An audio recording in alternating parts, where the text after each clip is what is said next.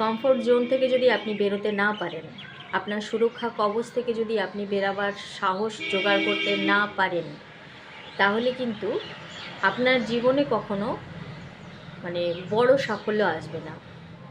ধরে নিন একটা কুয়োর ব্যাঙ, সে চারদিকে রাউন্ডের মধ্যে আছে, বেশ সুরক্ষার মধ্যে আছে, কোনো অ্যাটাক নেই তার উপরে, ফলে তার নতুন কিছু শেখার কোনো চান্স নেই। সে ওই জায়গাটাতে ভীষণভাবে সুরক্ষিত, কারণ বিভিন্ন হানাদার, বিভিন্ন বিপদ আপদ যে সমস্ত জিনিসগুলো রয়েছে সে সব কিছু থেকে সুরক্ষিত। তো এই সুরক্ষা শুধুমাত্র আমাদেরকে কুয়োর ব্যাঙের জীবনই দিতে পারে, কিন্তু বাইরে থেকে লড়বার বা নতুন কিছু জানবার সুযোগটুকু দিতে পারে না।